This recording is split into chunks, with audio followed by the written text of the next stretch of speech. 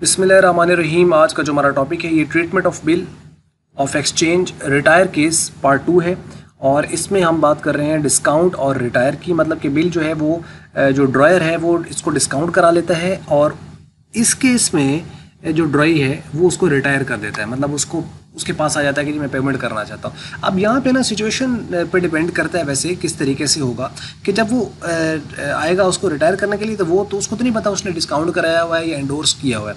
तो अब दो केस बनते हैं, या तो वो उससे पेमेंट रिसीव कर लेगा और जो उसको डिस्काउंट वगैरह देना है वो उसको डिस्काउंट दे देगा और उसकी पेमेंट को अपने पास रखेगा, और जब वो ड्यू डेट आएगी तो उसको दूसरे बंदे को जिसके पास बिल है, बैंक है, उसको जाके वो उस डेट पर जाके पेमेंट कर देगा। एक तरीकाकार ये बनता है कि उसने उधर से पेमेंट रिसीव कर ली खुद, और जब ड्यू डेट आएगी तो अब उसके पास पैसे हैं, अब वो जाके उसकी पेमेंट कर देगा खुद से जाके।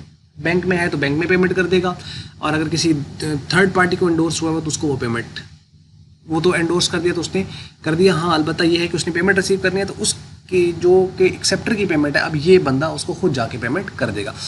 तो या ये होता है, एक केस ये है कि वो ड्यू डेट तक पैसे अपने पास रखे और ड्यू डेट जब आए तो उसकी पेमेंट जाके फाइनली कर दे क्योंकि उसको तो पैसे मिल गए। दूसरा ये है कि ये बिल उससे वापस मंगवा ले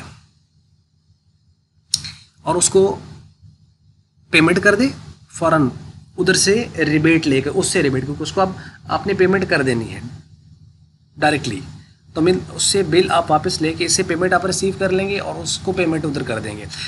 मीन्स कि उधर आप उसको पेमेंट कर देंगे और उधर से आप पेमेंट रिसीव कर लेंगे और बिल आप वापस ले लेंगे। आपने उसको वेट नहीं करा है, उसको भी पेमेंट कर दी। या आप तीसरा केस ये होता है कि आप बजाय कि उससे बिल वापस लें, आप वो जो बंदा पेमेंट करना चाहता है आप उसको रेफर ही उधर कर दें कि बिल है बैंक के पास, आप बैंक के पास चले जाओ, या फलां बंदा है उसको आप ये बिल मैंने उसको एंडोर्स कर दिया था, आप उसको जाके पेमेंट कर दो और रिबेट जो वगैरह भी आपको वो देगा आप उसके साथ कर लें, जो भी केस बनता है। यहाँ पे अब सारे केस तो एक साथ हो नहीं सकते थे, ये सिचुएशन पे डिपेंड करता है। मतलब इसमें कोई प्रॉब्लम नहीं आनी है ऐसा कि आप उसको देख लें कैसी सिचुएशन है, उसके अकॉर्डिंगली आप उसको सॉल्व करते चले जाएँ।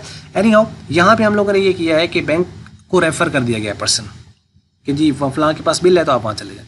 तो अब वो यही केस है यहाँ पे हम जो करने जा रहे हैं। वो कहता है on 1 January 2020 A sold goods to B worth ₹2000 and drew a bill on B for 2000 at 3 month. 3 महीने का उसने बिल जो है वो ड्रॉ कर दिया है 2000 रुपये की चीज़ों का। तो on the same date A discounted the bill at from his bank at 10% per annum 1 month before maturity. B asked A that he wanted to make the payment of the bill immediately. A referred him to his bank for the payment. उसने उसको bank को refer कर दिया कि आप वहाँ, अब bank उसको रिबेट देगा क्योंकि बैंक को पेमेंट जल्दी रिसीव हो रही है। या तरीकाकार ये है कि वो उससे पेमेंट खुद ले ले और अपने पास रखे और जब ड्यू डेट आए तो जाके पेमेंट कर दे। या ये है कि उसे पेमेंट ले ले और उसको ख़त्म कर दे और उसी दिन जाके बैंक को पेमेंट कर दे और बैंक को कहे आप मुझे रिबेट दें अब इसका।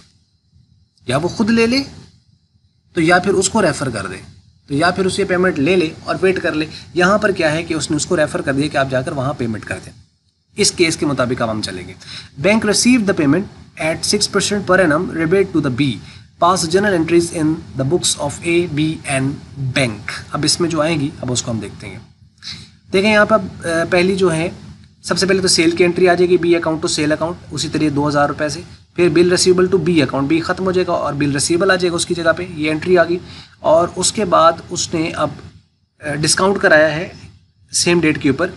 तो चूँकि डिस्काउंट कराया है तो इसका मतलब ये है कि उसको 10% पर डिस्काउंट हुआ है, तो सालाना 10% है। अब वो क्या करेगा, 12 पे डिवाइड करके, और जितने महीने अभी रहते हैं, चूँकि 3 मंथ्स का बिल है तो 3 महीने का डिस्काउंट इसके ऊपर आएगा।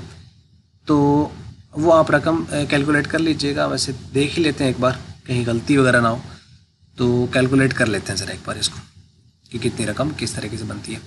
चूँकि इसके अमाउंट आ रही है यहाँ पर 2000, तो इसका 10% हमने ले लिया, यह अगर साल का। अब इसको 12 पे डिवाइड कर दिया और मल्टीप्लाई कर दिया इसको 3 के साथ, तो 50 रुपीज़, तो ये 50 रुपये बनते हैं जी पूरे। तो अब ये चूँकि डिस्काउंट इसका एक्सपेंस है जिसने डिस्काउंट करवाया है, तो मीन्स के अब ये क्या करेगा, यहाँ पे इसको डेबिट कर देगा। तो बैंक अकाउंट क्या हो जाएगा, यहाँ पर बैंक में पैसे कितने आएंगे, बैंक बैलेंस बढ़ेगा 1950 से, क्योंकि 50 रुपये तो इसका डिस्काउंट है। जो कि इसका एक्सपेंस है वो डेबिट हो जाएगा और बिल अब इसके पास से बैंक को चला गया, तो ये डिस्काउंट की इसको रकम मिल गई है। अब बिल है बैंक के पास। तो अब चलते हैं जी बी की जानिब कि अब वहाँ पे क्या हुआ है। अब चूंकि वो आया उसके पास रिटायर करने के लिए, उसने उसको बैंक रेफर कर दिया, तो मतलब अब इसका उसके साथ कोई लेन देन नहीं है, वो जाके बैंक जाके फाइनली पेमेंट कर देगा। हाँ, अब वो बैंक उसने, अब ये भी हो सकता है कि वो बैंक उसने भेज तो दिया उसको, लेकिन वो गया नहीं। जब ड्यू डेट आई तो बैंक वालों ने इसके अकाउंट से डिडक्ट कर लिए पैसे और उसे कहा कि जी हमें तो पेमेंट नहीं। उसने कहा मैंने तो उसको रेफर किया था। एनी हाउ वो फिर डिसऑनर वाले केस की तरफ चले गए। मतलब सिचुएशन कोई सी भी हो सकती है इसके अंदर, तो ये बहुत ओपन सा है, तो इसलिए आपने इसके केस वाइज इसको देख लेना और थोड़ा सा इसको ओपन माइंडेड होकर सोचना है बिल ऑफ एक्सचेंज को, तो चीज़ें फिर जाके ज़रा आपको सही समझ आती हैं। ठीक है, यानी सिचुएशन इसके अंदर कोई सी भी सिचुएशन निकल सकती है। एनी हाउ बी की बुक्स की तरफ चलें। सबसे पहले परचेज की एंट्री, फिर बिल की एंट्री। तो परचेज अकाउंट तो ए अकाउंट हो जाएगा क्योंकि ए को पैसे इसने देने हैं, और फिर ए को ख़त्म करेगा, डेबिट करेगा, और बिल पेएबल अकाउंट यहाँ पर क्रेडिट हो जाएगा क्योंकि इसके ऊपर लाइबिलिटी आ गई।